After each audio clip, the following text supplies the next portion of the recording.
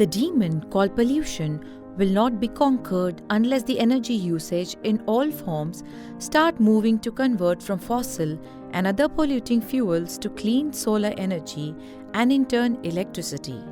The conversion challenges consist of the transportation industry, manufacturing industry, agriculture, commercial and residential sectors, and all other domains consuming polluting fossil fuels today. Let us briefly see what this conversion will pertain to in different sectors. The transportation industry consists of land, sea, and air transportation. Land transportation consisting of internal combustion engines or ICE vehicles, which will have to be converted to electric vehicles. The energy required for these vehicles would come from batteries, fuel cell, compressed air, hydrogen and ammonia.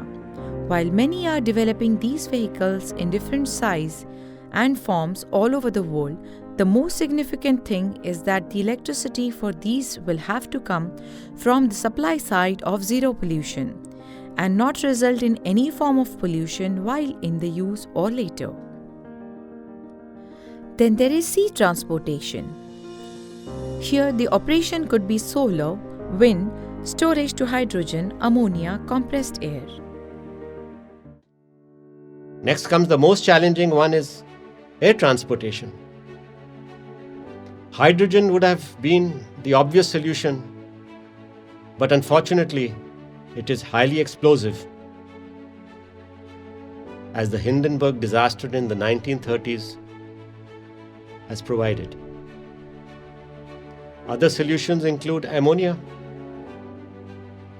And also solar is possible if LTA cruisers or shuttles are utilized. By LTA, I mean lighter than air. While the Hindenburg used hydrogen, these would use helium, which was the original gas but was made unavailable by the US government to Germany. So as you can see, the transportation sector is going to have massive conversion challenges. But technical solutions appear over the horizon. Now we will come to the conversion challenges of industries. All industries using fossil fuel will have to convert and start using electricity in manufacturing chemicals and other materials, steel, cement, etc. In addition, the petrochemical industry will undergo a massive change as petrol and other fuels which are producing refineries and provide the raw material of this industry will not be required. Some of the hydrocarbon are part of the product themselves and will be more difficult to replace than just converting from fossil fuel to electricity.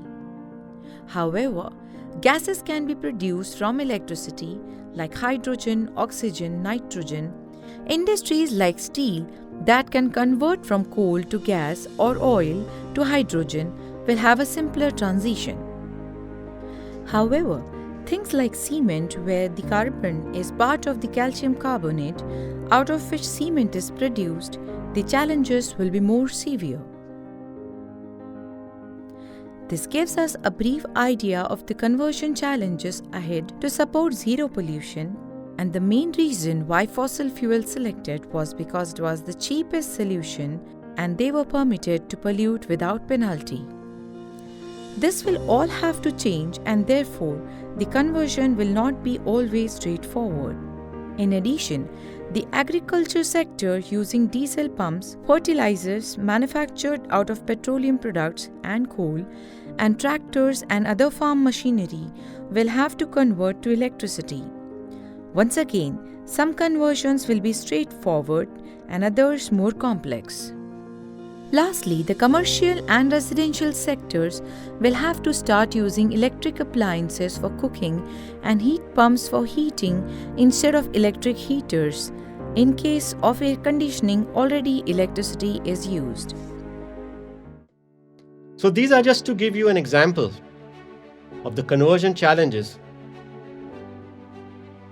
which will not have one solution like the supply side using agrivoltaics, but each industry will end up creating their own solution to suit their own needs.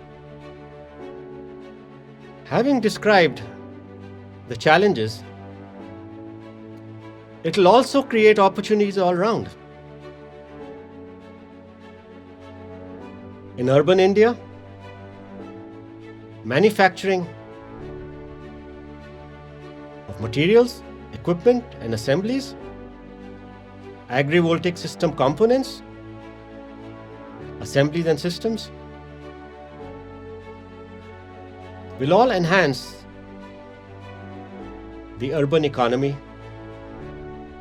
and provide the necessary resource for the AV/PV panels and associated equipment. In addition, services will be necessary for putting up those facilities in the 600,000 farms in the form of construction management, project management, procurement, etc. And in addition, the upgrade of the electric grid itself.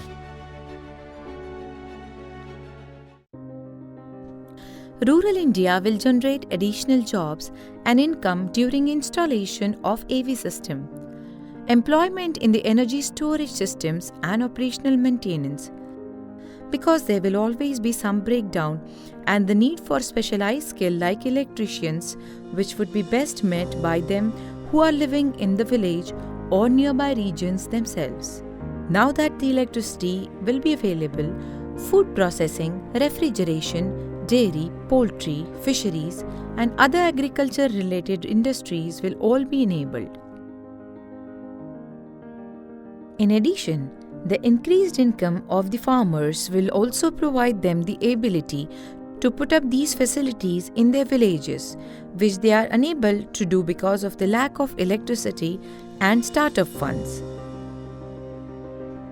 Operation and management services of the vehicles, tractors, farm equipment, machinery will also provide work opportunity in the new rural industry. To give you an idea, a 1 terawatt system will require about 100 million tons of steel and concrete each. If we target 500 gigawatts, we are looking at 50 million tons of steel and concrete a year. Glass requires 42 million tons for 1 terawatt or 20 million tons for 500 gigawatts. So as you can see, there will be tremendous all-round opportunities, not only in manufacturing PV panels, but also what goes into those PV panels, starting from steel, concrete, glass, aluminium, etc.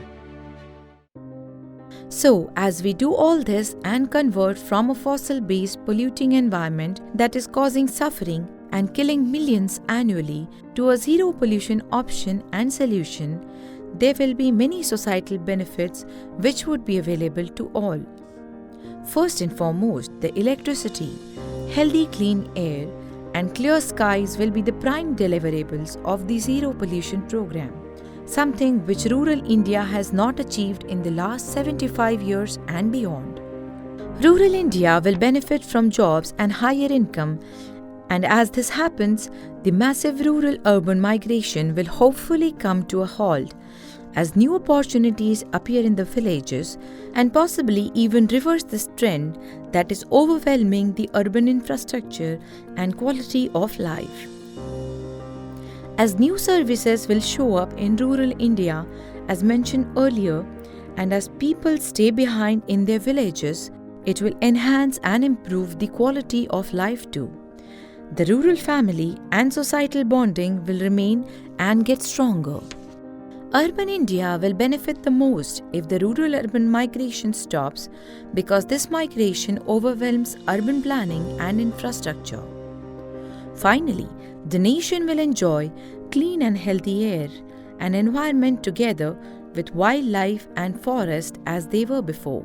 The industrial age gave birth to man-made pollution over 200 years back, and thus the zero pollution solution will provide India and mankind all working together to have a healthier future and better tomorrow.